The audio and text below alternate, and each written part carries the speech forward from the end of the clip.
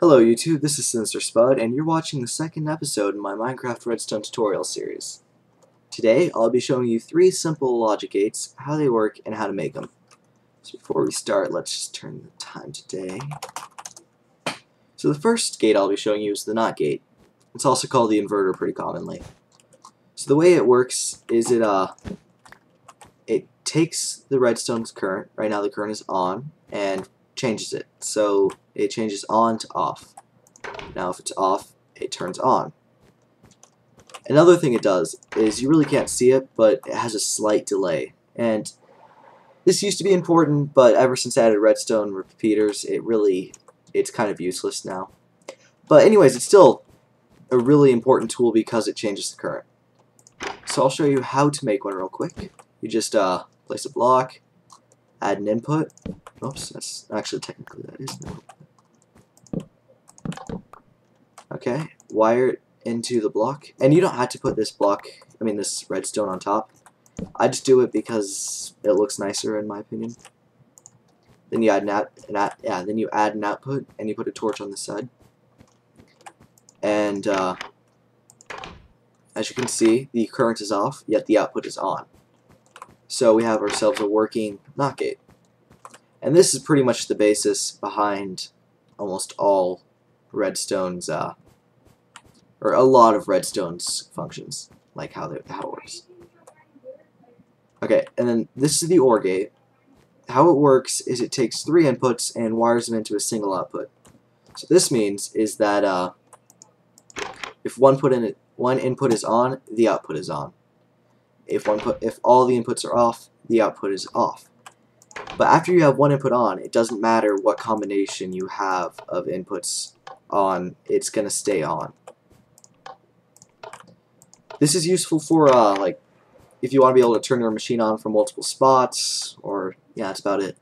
But to build one, you just place 3 blocks, and these can be anywhere. I put them right here for aesthetics, but you can have them literally anywhere on your map as long as they're all wired together. And you just wire them all together, and you wire them into an output.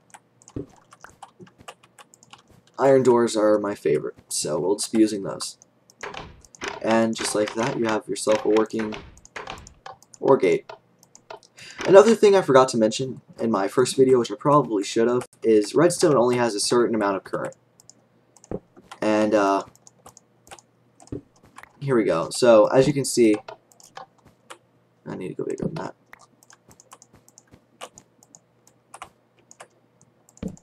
The current gets weaker, and it doesn't matter that it gets weaker, but it stops right here because you stop seeing the animation. Now in order to solve this, you just get yourself what's called a redstone repeater, and you make it by putting 3 stone blocks on the bottom, 2 redstone torches, and then 1 piece of redstone in the middle. And then you just break the redstone, you place it, and it continues with a slight delay. And you can set that delay to be as long as you want. So now it would reach the output. That's really important, you guys. You're going to want to make sure you know that. But moving on to the real lesson of the day is our next and final logic gate is the NOR gate. And the NOR gate is the opposite of the OR gate. Basically what it is, it's an OR gate wired into a NOT gate. And what this does is when all the inputs are off, the output is on. And when any of them are on, the output is off.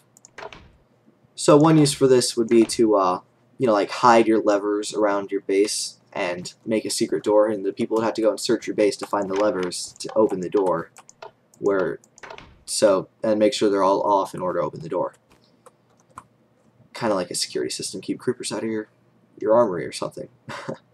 To make one, you would just set up 3 blocks. Again, these can be anywhere. Put your inputs on them. I just do not have good aim today.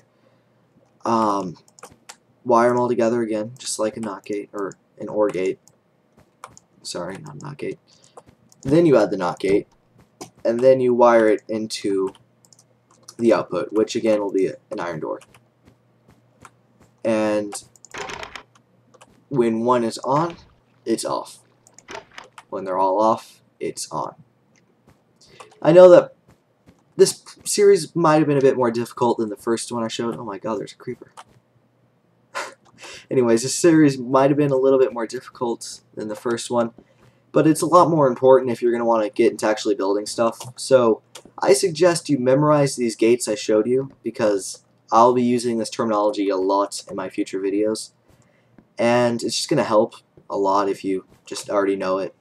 So that's about it for today's video. So tomorrow I'll be showing you the AND gate and an XOR gate. Yeah. And the next day I'll show you vertical movement of redstone. So yeah, that's about it for today, so let's just spud out.